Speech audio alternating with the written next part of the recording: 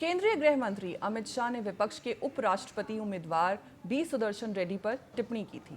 शाह ने supreme court के पूर्व जज रेड्डी पर नक्सलवाद का समर्थन करने का आरोप लगाया था। उन्होंने दावा किया था कि अगर सलवा जुडूम पर फैसला नहीं आता तो वामपंथी उग्रवाद 2020 तक ही खत्म हो गया होता। ऐसे में कांग्रेस पार्टी ने अमित शाह के बयान को दुर्भाग्यपूर्ण बताया है। इसी मुद्दे पर हमारी सहयोगी कंचन ने कांग्रेस के वरिष्ठ नेता पवन खेड़ा से खास बातचीत की है। आइए आपको सुनाते हैं वो क्या कुछ कह रहे हैं। वरिष्ठ नेता पवन खेड़ा जिस वक्त हमारे साथ बातचीत करने के लिए मौजूद है। सर, गृह मंत्री अमित शाह ने जो है अपना इंटरव्यू दिया है और उसमें उन्होंने कहा है कि जो विपक्ष के उपराष्ट्रपति के जो कैंडिडेट है सुदर्शन रेड्डी, उन्होंने जो अपने न्यायाधीश के समय पे सलवा जुडूम को खारिज किया था, जिसकी वजह से हमारे देश में 2 वर्ष तक जो 2 सदी तक जो है नक्सलवाद रहा था। किस तरीके से उनका बयान? ज़्यादा वाहियात बात हमने पहले कभी नहीं सुनी। सलवा जुडम के खिलाफ बोलना मतलब थोड़ी कि नक्सलिज्म के फेवर में काम करना। आप अपने सुरक्षा बलों पर आपको भरोसा नहीं है कि आपको सलवा जुडम करना पड़ रहा है। एक न्यायाधीश थे, उन्होंने एक जजमेंट दी। आज रिटायर्ड कई सेवानिवृत्त न्यायाधीशों ने पत्र लिखा है और बड़ा विरोध अपना जाहिर किया है गृह मंत्री की इस तरह की टिप्पणी। बचकाना टिप्पणी है। सर, गृह मंत्री अमित शाह ने ये भी कहा है कि जिस तरीके से विपक्ष जो लगातार जगदीप धनखड़ के लिए एक नैरेटिव बनाने की कोशिश कर रहा है वो बिल्कुल गलत है और बात का बतंगड़ बनाने की कोशिश कर रहा है। भाई, हमें तो बड़ी चिंता है धनखड़ साहब की सुरक्षा को लेकर।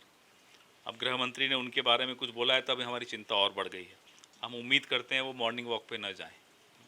सर, बीजेपी फॉर बिहार ने एक वीडियो जो है जारी की है, उसमें आपने भी ट्वीट किया है उसको लेकर।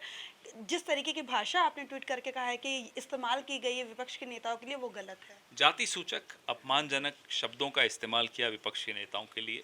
बात विपक्ष के नेताओं की नहीं है, बात है कि आपकी मानसिकता ऐसी है जहां आप जाति को लेकर और अपमानजनक टिप्पणियां करते हैं किसी की जाति को लेकर। ये कानूनन रूप से भी गलत है और हम इस पर कानूनी कार्रवाई करने जा रहे हैं। और संविधान में जो 130वां संशोधन है उसके विरोध को लेकर गृह मंत्री लगातार बोल रहे हैं कि विपक्ष जो विरोध कर रहा है वो सरासर गलत है।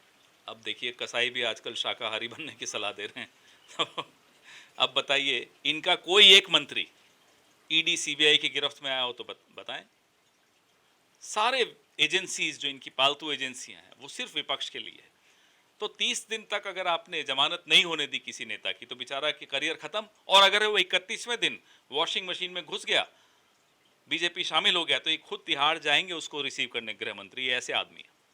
सर, एक आखिरी सवाल करना चाहूँगी कि जिस तरीके से लगातार भारतीय जनता पार्टी पक्ष विपक्ष एक दूसरे पे आरोप लगा रहा है, अब कहा जा रहा है कि जो एनडीए के उम्मीदवार है उपराष्ट्रपति के, वो आरएसएस से जो है वो रिलेशन निकाला जा रहा है विपक्ष की तरफ से। लेकिन वही अमित शाह बोल रहे हैं कि मैं भी तो आरएसएस से था, प्रधानमंत्री नरेंद्र मोदी भी तो आरएसएस से है, तो क्या गलत है? नहीं तो यही तो गलत है। यहीं से तो मालूम अपनी ही संस्था को बदनाम कर रहे हैं ये कहकर कि मैं भी आरएसएस का था। तो ऐसे लोग निकलते हैं आरएसएस से।